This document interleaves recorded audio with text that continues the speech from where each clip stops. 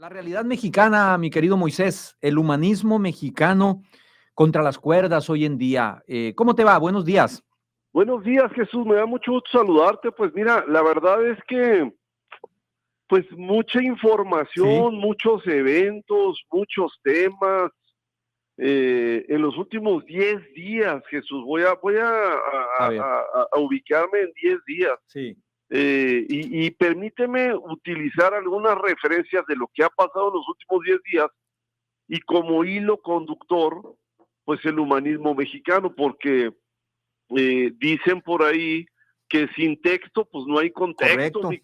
mi querido Jesús. Estoy de acuerdísimo. Y me voy a ir al fallecimiento de José Mojica, Sí, y te voy a hacer algunas referencias.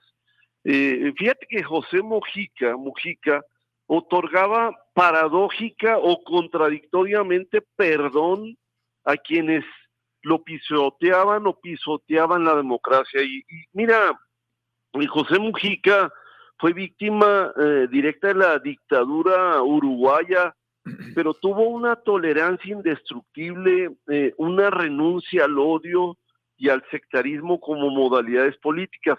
Estas últimas dos frases, estoy leyendo el editorial de La Jornada el miércoles 14 de mayo, sí, y realmente hizo que José Mujica fuese un político de genuina izquierda humanista, de Jesús. acuerdísimo. Carlos Elizondo, no sé si tuviste chance de leerlo, Sí, en la semana pasada hizo una reflexión que me llamó mucho la atención Elizondo Mayer porque, Serra. sí, Elizondo Mayer Serra, Sí, porque Mujica estuvo preso durante 13 años correcto. entre 1972 y el 85, 7 de esos años, Jesús. Estuvo en condiciones de aislamiento, en calabozos subterráneos, primero en el cuartel de infantería en Montevideo, después en el de Durazno, que es una localidad allá en Uruguay, durante la dictadura militar uruguaya. Y durante esa época pues, hubo cientos de muertos, miles de uruguayos que se fueron al exilio. Y al final Pepe Mujica perdonó. Luego Nelson Mandela pasó 27 años en prisión, Jesús, de Sí, 62 al 90, contra el régimen racista del apartheid. Fue un preso político encarcelado, pasó 18 años en la isla Robben, solo, en una prisión de máxima seguridad, en un calabozo, en una celda, él solo. La mayor parte de su encierro estuvo solo y salía solamente a hacer trabajos forzados, y ya en el poder perdonó a sus opresores. O sea, ambos son referentes de humanismo, son referentes de haber perdonado a sus opresores, para construir pues, una sociedad sin odio, Jesús, algo que me llamó mucho la atención esta reflexión de Carlos Elizondo. Y bueno, ¿por qué arranco con esto? me Porque imagino que porque vas a decir que los emula al pie de la letra Noroña, ¿no? no, en una parte, déjame hacerte una reflexión un poco más profunda, aunque es un buen referente, sin duda. Mira, México tuvo también sus momentos oscuros y Sí, violentos. En el 68, los el tuvo. ejército, sí, en el 2 de octubre Ah, del 68 no los tiene, tuvo, pues. no, tuvo capítulos oscuros y violentos Sí, México. sí, sí, claro. El 68 el ejército asesinó 300 personas y además en esa época, en la Guerra Sucia, pues fue implacable con la guerrilla, Jesús Lucio Ujú. Cabañas, Genaro Vázquez, Sí, cómo no.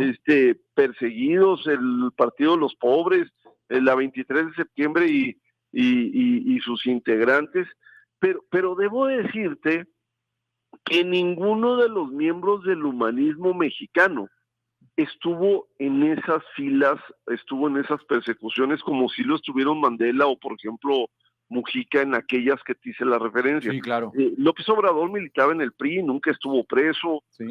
estuvo sí en la lucha por el poder con un movimiento apoyado desde el poder muchas veces y pues ahí están los trascendidos de la mano de Manuel Camacho Solís y otros. Ninguno de los miembros estuvo en las condiciones de Mujica, de Mandela, de otros humanistas. Mira, el juego de espejos que decíamos, Marcelo Ebrard fue el secretario general del PRI de 89 a 91, secretario general de gobierno 91-94 en plena época salinista. Sí.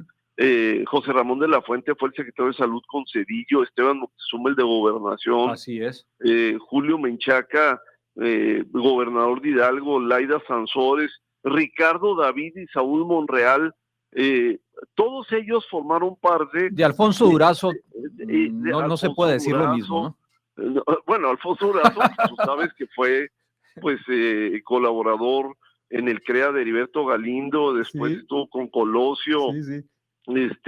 Estuvo con Fox, bueno, sí, no, la congruencia política no es lo suyo, pues. La congruencia política no es lo suyo. O sea, me parece que todos ellos son parte del llamado humanismo mexicano, que sin duda representa un movimiento que no viene de una violencia, de una opresión, de un castigo, sino viene de una lucha por el poder. Y déjame hacer varias referencias un poco para entrarle al tema de Noroña, la CENTE y demás. Mira, los principios fundamentales del humanismo mexicano es la dignidad humana, la libertad, la justicia y la racionalidad. Hay otros, pero me voy a dedicar a estos nada más, Jesús. Mira, dignidad humana. Dice los postulados del humanismo mexicano que es que toda persona posee un valor inherente que debe ser protegido, un valor como persona y que tienes que defenderlo. Mi pregunta primero es ¿cuál es el efecto restaurador que esperaba Noroña y una valoración de su disculpa? ¿Acaso Mújica o Mandela buscaron una disculpa pública restauradora de todos los agravios con todos estos antecedentes que tenemos? No, pues privilegiaron el perdón y el progreso, la concordia, la dignidad humana, porque lo que querían ellos es construir. Ahorita estamos en un efecto de polarización. Sí, claro. Y los elementos que han pasado esta semana, Jesús, muy lamentables, con mucha empatía te lo digo, me parece que lo que se tendría que hacer es provocar la concordia, la unidad, la empatía.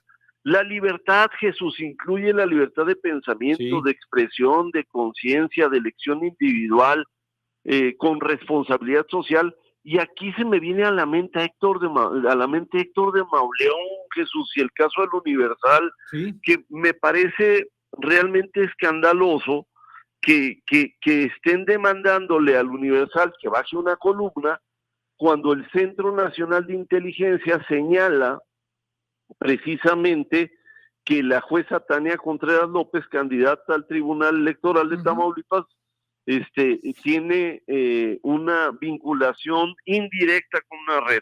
Sí. Es un tema que se ha convertido en escándalo internacional. Justicia, Jesús, igualdad ante la ley, equidad social, promoviendo el bien común. Y bueno, te hago una reflexión aquí.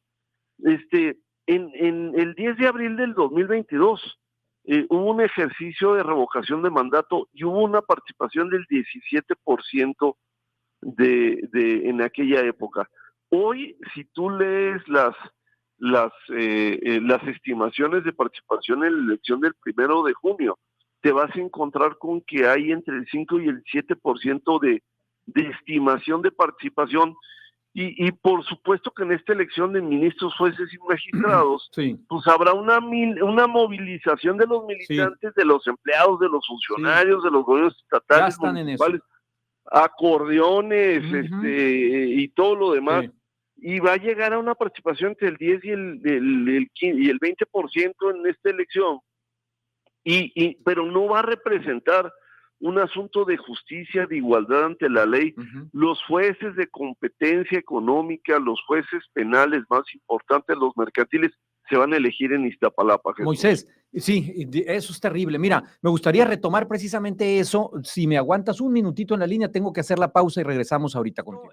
Gracias también a Moisés Gómez Reina, economista, analista político, maestro en Derecho, por aguantarnos este par de minutitos en la línea. Moisés, te interrumpí abruptamente. Decías, pues, ¿qué se advierte un una votación muy menor en la próxima elección de mañana en 8 días.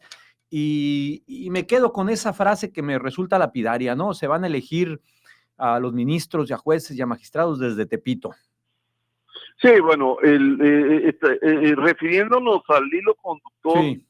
de los últimos 10 días y utilizando el humanismo mexicano y sus componentes, Jesús, de dignidad humana con Noroña, de libertad de pensamiento con Mauleón, de justicia con la elección de ministros, jueces y magistrados en Iztapalapa, pues nos vamos al de la racionalidad, Jesús. Sí. Y la racionalidad, como uno de los elementos del humanismo mexicano, pues tiene que ver con la confianza en la razón para resolver problemas y guiar la vida pública. Es como uno de los elementos más importantes, confianza en la razón y guiar la vida pública. Y no me quiero referir al asunto de la visa de Marina del Pilar, ni tampoco algunas otras referencias, sino a la relación con el CENTE.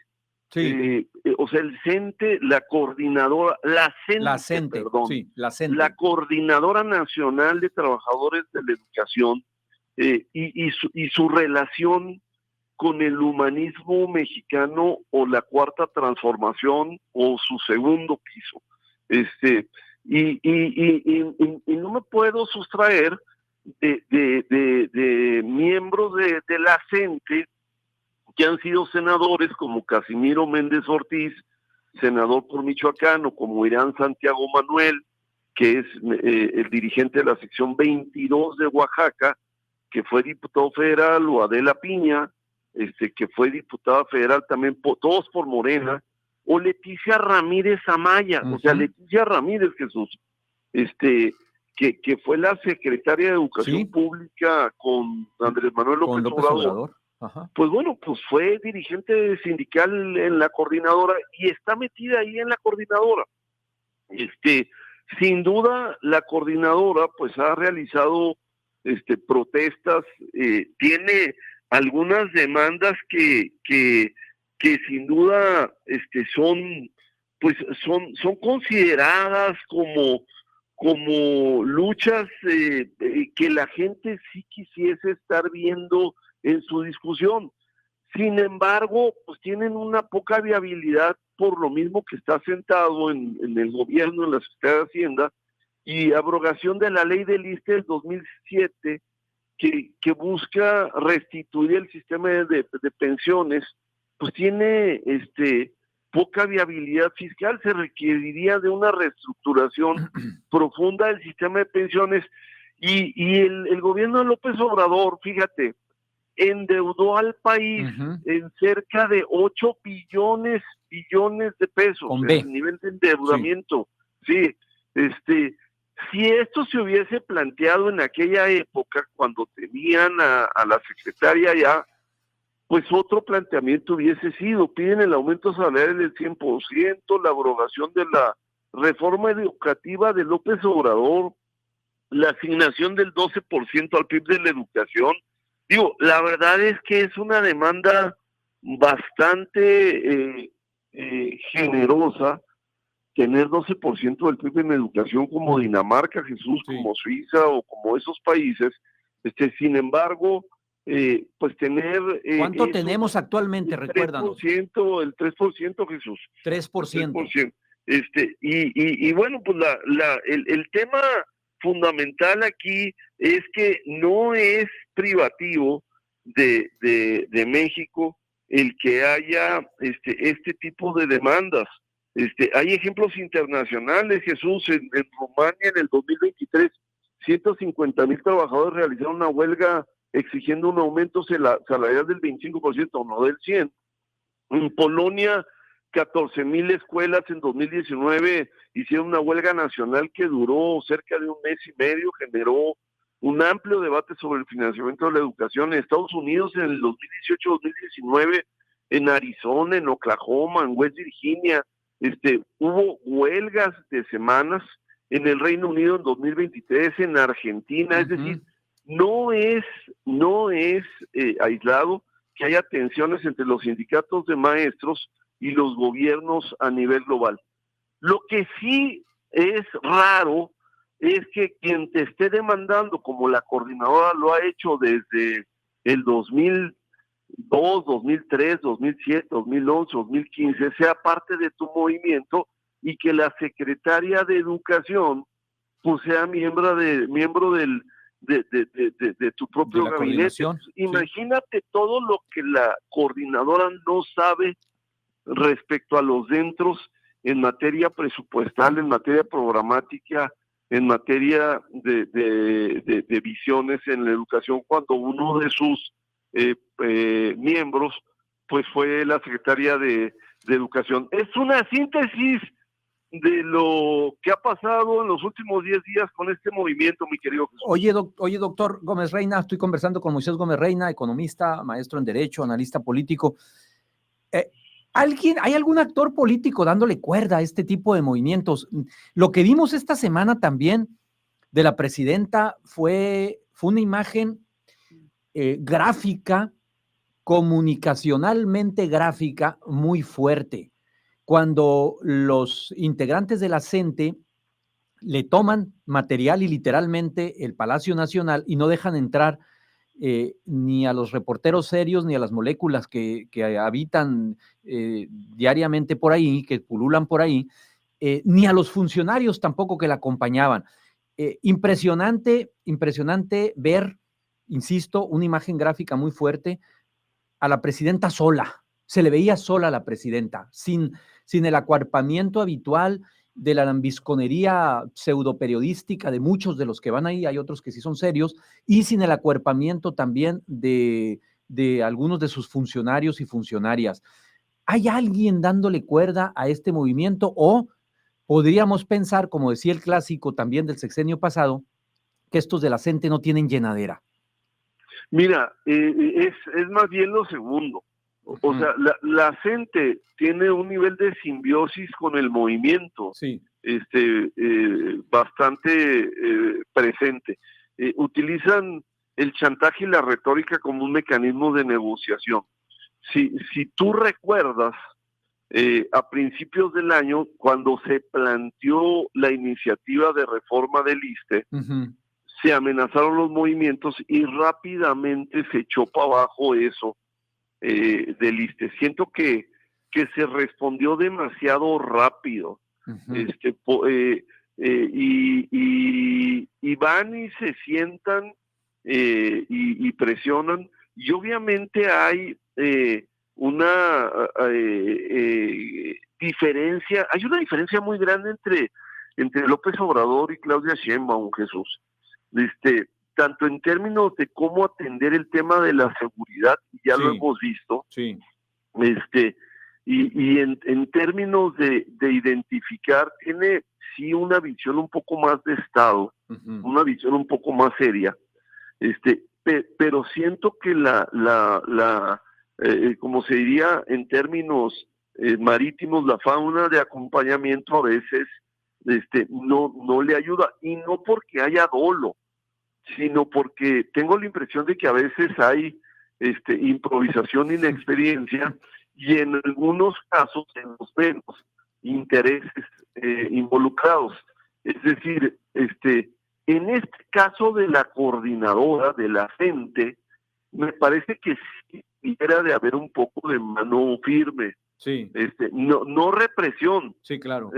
No represión, pero sí un poco de mano firme, y sí va a tener que existir cierto nivel de resiliencia en un escenario muy difícil, Jesús. Sí.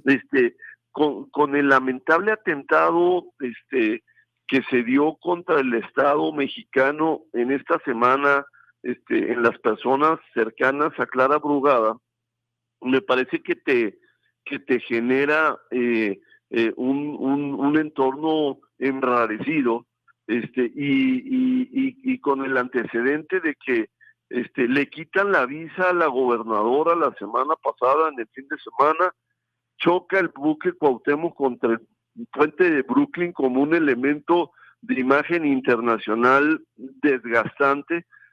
Sin duda habrá que esperar los resultados y habrá que ver si a lo mejor el piloto americano fue el que lo chocó, pero la imagen está dada, con el tema del atentado y después con el tema del accidente. Es un entorno muy difícil, y me parece que sí debe de haber un cierre de filas, y sí debe de haber una visión de precisamente de evitar que se dé esa falta de acompañamiento, de acuerpamiento, Jesús. Yo creo que eso que tú llamas fauna de acompañamiento es fauna, pero no acompaña, ¿eh? Me da la impresión de que no acompaña.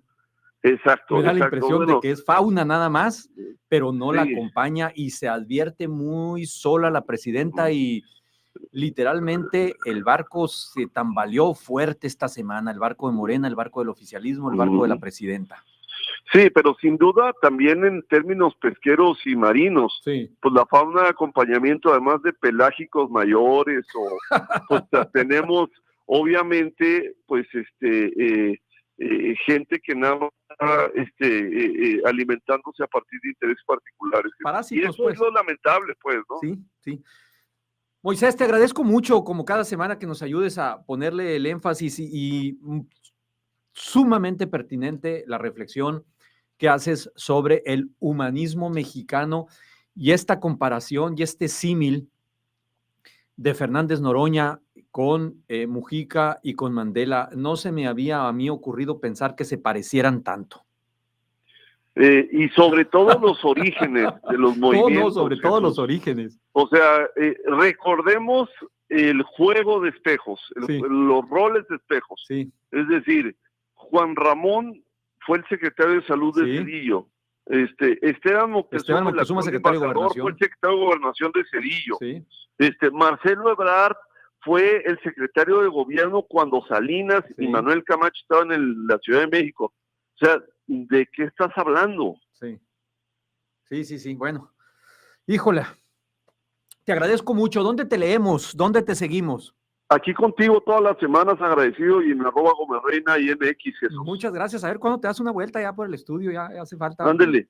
Ahí en estos días voy a andar por allá. Órale, un abrazo, buen fin de semana. Gracias. Ay. Abrazo, es Moisés Gómez Reina.